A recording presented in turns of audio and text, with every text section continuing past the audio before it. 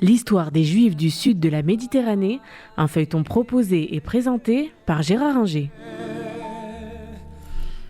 Bonjour. Nous avons vu que la situation d'Égypte s'est beaucoup dégradée avec la guerre d'indépendance d'Israël de 1948 et la campagne du Sinaï de 1956. Beaucoup sont obligés de partir et vont en Israël, même si le sionisme qui était présent en Égypte dans l'entre-deux-guerres n'était pas un mouvement très fort, mais il avait réussi quand même à séduire quelques intellectuels égyptiens, notamment Ben Farag, et permis la création de journaux. Mais là, c'est un sionisme contraint qui anime ces juifs obligés pratiquement de quitter l'Égypte.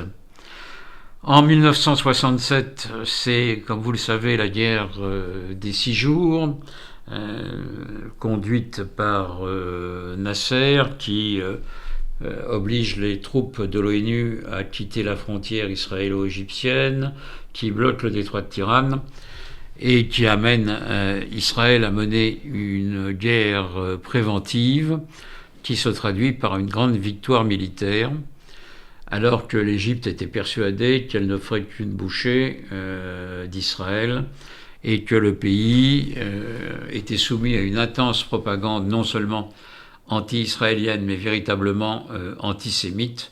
Il suffit de se reporter aux caricatures de l'époque pour s'en convaincre.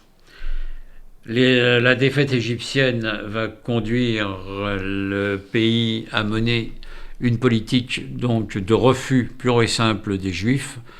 Tous les Juifs sont chassés en devant laisser leurs biens, ce qui fait qu'il ne reste plus, après la guerre des 6 jours, que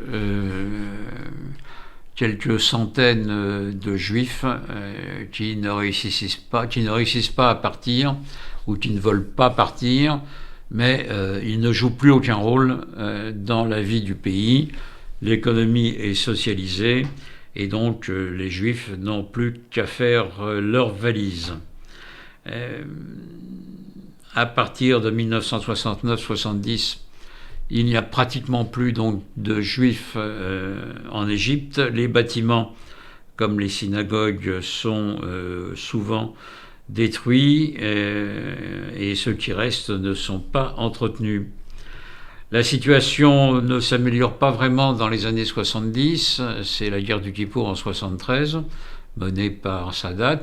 Et si Sadat fait la paix avec Israël, c'est une paix froide.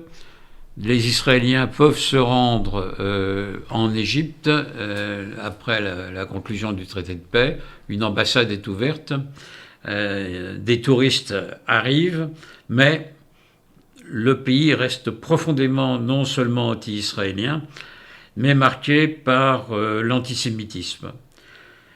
Moubarak, qui succède à Sadat qui est assassiné, mène cette politique de paix froide avec Israël et rien ne se passe de favorable dans les années 80-90 vis-à-vis des Juifs.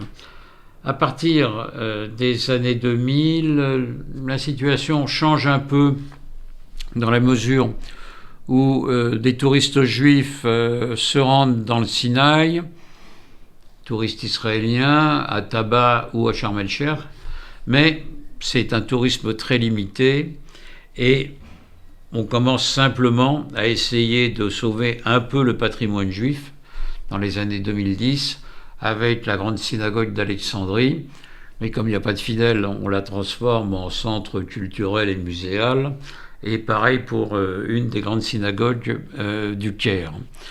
Les Juifs ne sont toujours pas les bienvenus. Certains anciens habitants de l'Égypte se rendent en touristes, mais ils sont relativement peu nombreux. Et même aujourd'hui, quand les relations stratégiques et géopolitiques sont bonnes entre Abdel Fattah el-Sisi et le gouvernement israélien, qui joue un rôle majeur dans la sécurité du Sinaï, même si ce rôle est discret.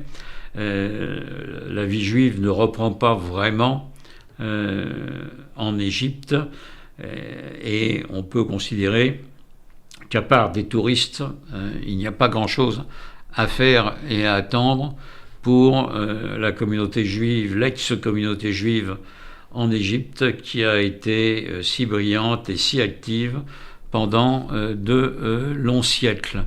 Donc là, on ne voit pas à court et à moyen terme comment les choses pourraient changer, même si aujourd'hui les rapports entre l'Égypte et Israël sont des rapports tout à fait corrects. Mais une page, hélas, est complètement tournée.